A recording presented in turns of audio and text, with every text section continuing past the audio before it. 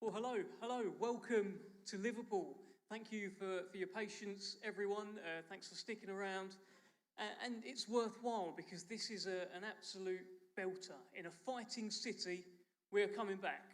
March 15th, the glory days are very much returning to Liverpool. And let me tell you a story about a little boy who used to go along to the Echo Arena with his dad, absolutely loved boxing. Used to sit there up in the bleeders and watch all of the shows with his old man. And he'd say to him, one day, Dad, this will be me. I'll be headlining here in this city, this arena, in front of our people. Well, that boy has become a man. And that man sits here today, Nick Ball, unbeaten WBA World Featherweight Champion, the #1 in the division. He is headlining for the second time in his city, defending his world title.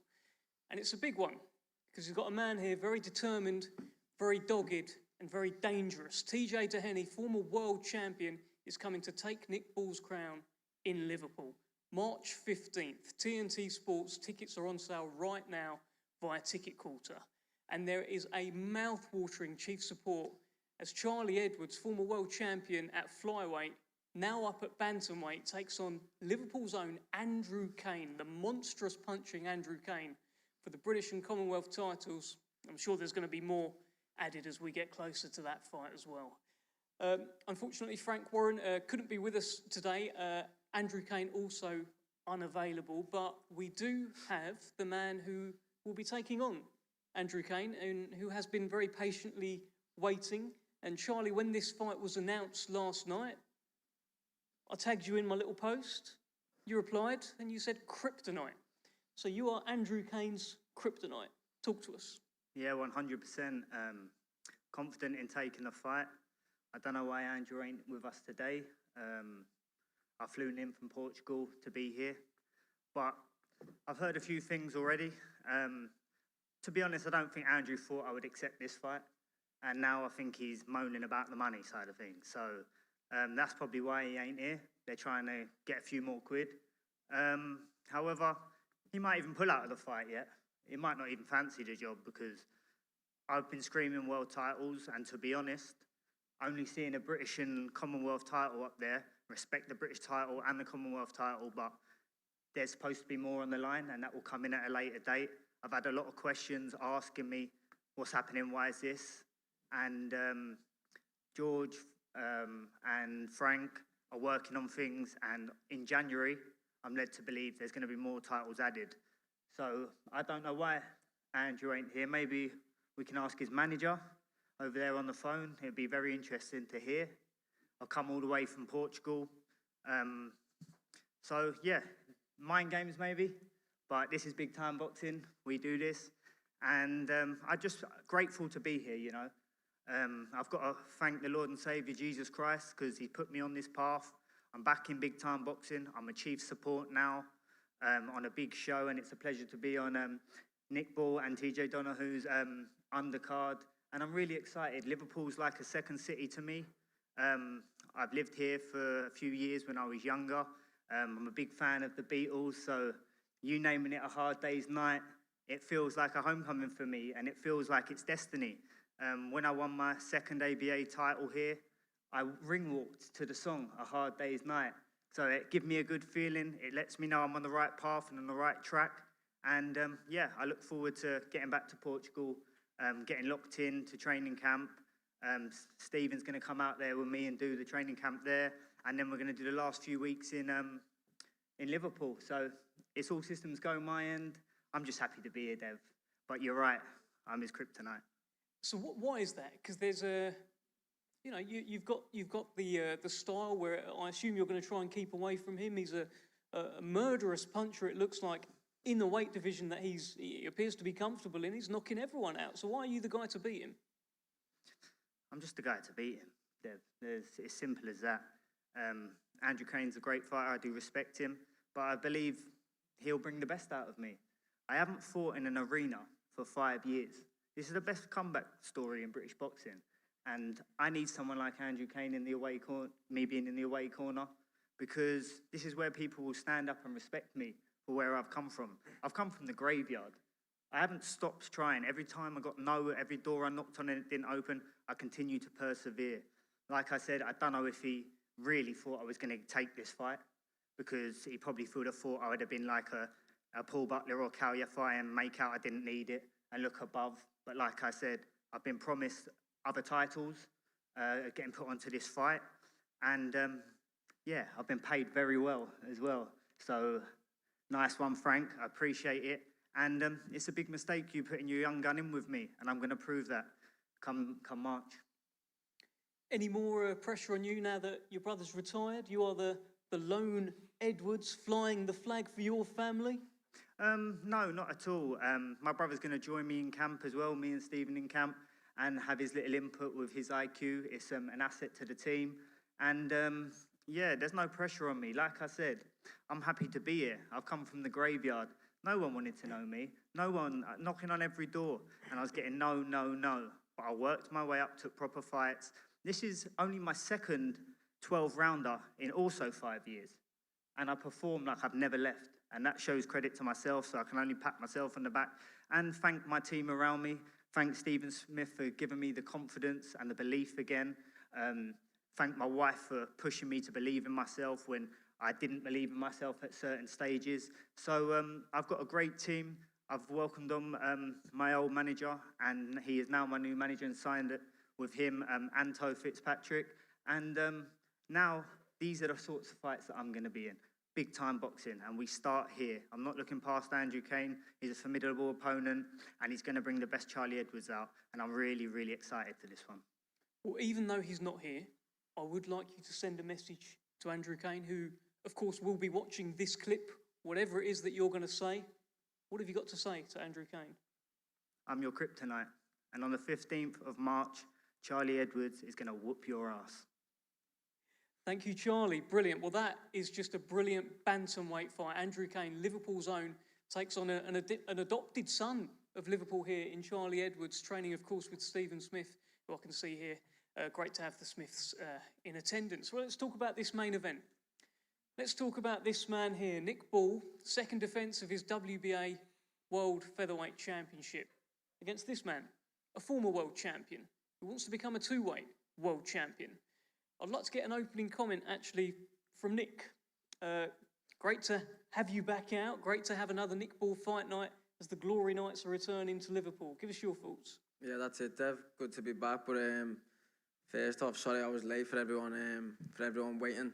But yeah, the main part, good to be back fighting in Liverpool, yeah, where boxing should be. And yeah, it's an exciting time. So made up to be headlining again in my home city.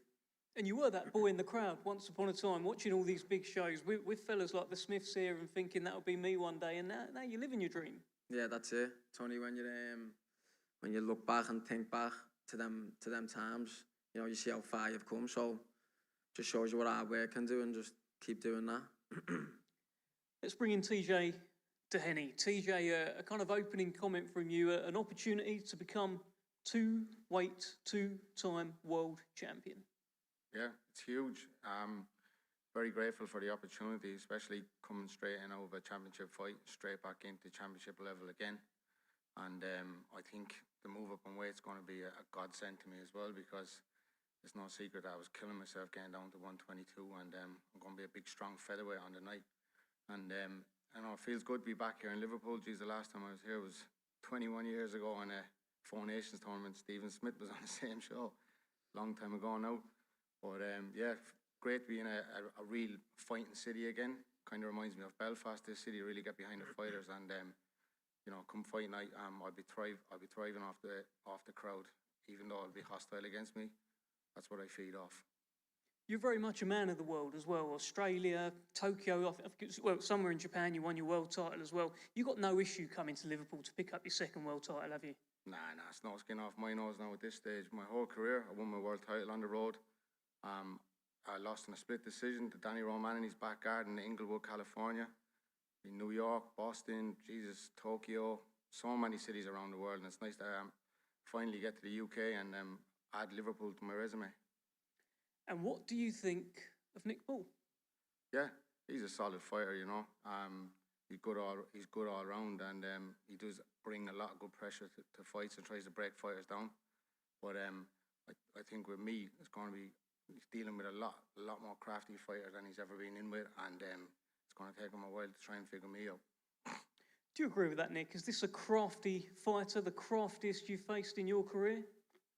I don't really know, you know, until I get in there. Honest answer, but yeah, just figure it out on the night, and that's why I'm world champion, because that's what you've got to do on the night with any opponent. Figure it out. So I'll be doing that on the night and doing whatever it takes to get the job done. TJ Doheny last fought Naoya Inoue. You were asked about that fight, Nick, and you said, I think the other lad quit. You're talking about TJ Doheny here. He hit him with a body shot and he was complaining about his back. His back may have been sore, but you just carry on. I think he quit. Do you stand by that, or do you regret those comments? No, I don't regret them, defo. To be honest, I didn't even watch the fight, but I seen that little clip and he got it with the body shot and said something about his back. But obviously, only he knows, doesn't he? At the end of the day, only he knows. But that's just my opinion. I got asked the question, so I answered it. Yeah, so it was an uneducated answer then, because you should have watched the end of the 6th round, is when the injury occurred. I sat down on the stool, and then my instruction was to go back out, bite down and get some respect back. And when I went out to bite down, my back I just couldn't generate any power on my right leg. So it was either wave it off or just stay up on the ropes and get pummeled till the referee stopped this. So yeah, do that then, innit? Yeah, I guarantee Yeah, you you won't be doing it anyway. I can guarantee you that. Didn't carry on fighting, no, did you? So you can say what you want anyway. No, just have. It doesn't matter though. Doesn't matter what you're doing in that fight. You're You're fighting me quitting, now. right? If you're talking about a fella quitting, right? Now you're defending your world title against this guy that you thought quit at a lower weight class. What does that say about you? I'm not speaking about you quitting. He said it, not me. I don't care what you're doing. I got asked a question and answered it. Yeah, doesn't matter to me though. You're fighting me now. Yeah, exactly. There's going to be a fucking war. Yeah, so make sure your back's good, innit? Yeah, don't worry. You don't worry about my back. You worry about being fucking sparked out like a starfish on the canvas in front of your home crowd. Good luck. Yeah, good luck is right. All you do is fucking lunge in and fucking get over eager. I'll be throwing grenades. You just said I was a good fighter. You just said I brought loads to the table or something, didn't you? For what one is it? Bring what to the table? You just said I'm a good fighter. Yeah, and I'm not going to stay here and then? dog you over. So either a good fighter or a lunge in. What one is it? You know all about it on fucking March 15th when you're walking into these fucking shots. Sound. Eat them. Yeah, you'll be eating them, alright, on your back. TJ, your nickname is Power. Mm-hmm. He takes a few shots, probably took a few more than he'd have liked against Ronnie Rios. I think you admit that, Nick. Yeah. Can he take the power of TJ Doheny? You're a big hitter. Like I said already, I think these extra 4 pounds is going to be a godsend to me. And even though I'm moving up in class, I'll probably be the bigger, stronger guy in the night. And he gets kind of reckless and overeager, and I can just see him walking onto a couple of bombs. Let me ask you this, TJ, because obviously Nick's been asked about your performance with Inoue. He said what he said, right? How would he do against Inoue, in your opinion? Let's take this fight aside, if he was in there with him. It's hard to know stylistically, you know what I'm saying? Because I didn't even know what way the fight was going to unfold myself, and I found myself boxing in there for a lot of the rounds. And then, you know, we were going to try and sit down and bite down in the second half.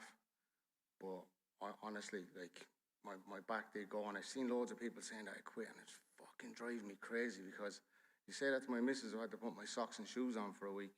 My little boy there, Theo, couldn't kick a ball in the park with him for a month. Waving.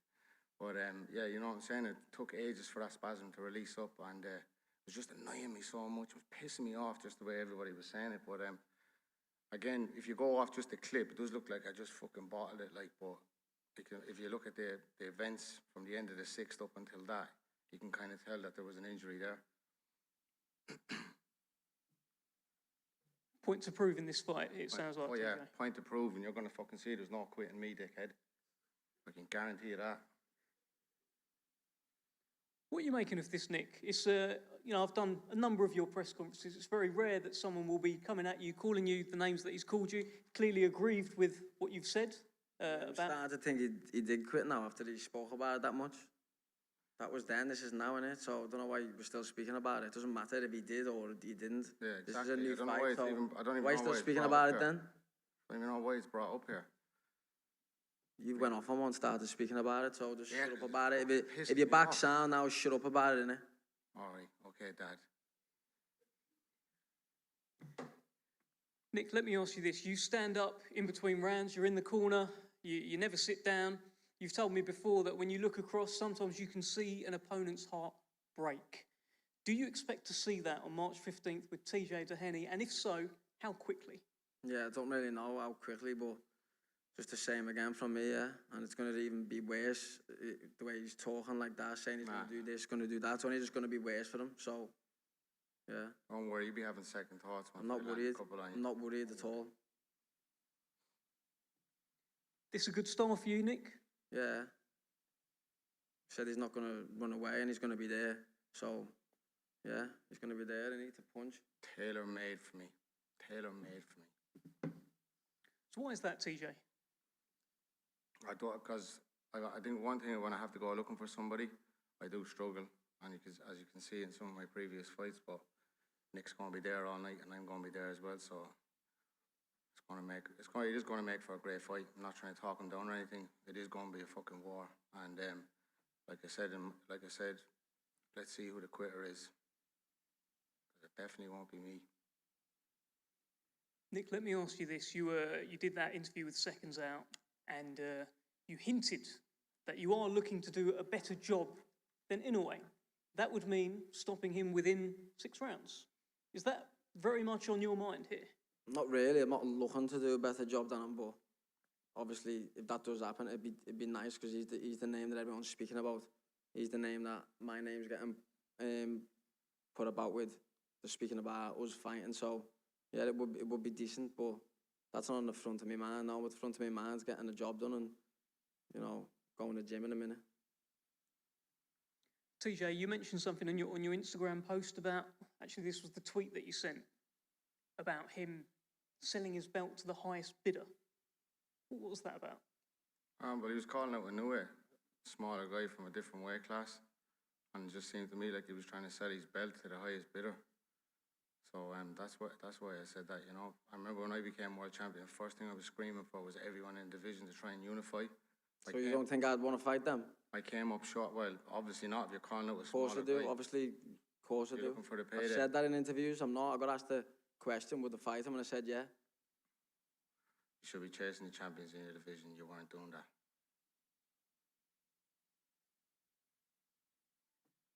Before we get a face-off, a little head-to-head where we will need a bit of security. Nick, what's your final message to TJ Doheny? Nothing to him. Just thanks for everyone who's behind me, supporting me in my career and who's helped me to get to this point. And yeah, I appreciate it all. It means a lot to me. And TJ, what would you like to say to Nick? Yeah, I haven't really got much to say, but you just be ready March 15th, son. Find out who's going to be a quitter. Well, there we have it. March 15th, we're back at the M&S Bank Arena, and that has whet the appetite. WBA World Featherweight Championship on the line, and of course, Chief Support Charlie Edwards and Andrew Cain. There is a stellar undercard as well, including Brad Strand and Ionut Baluta. More announcements to come in the coming weeks.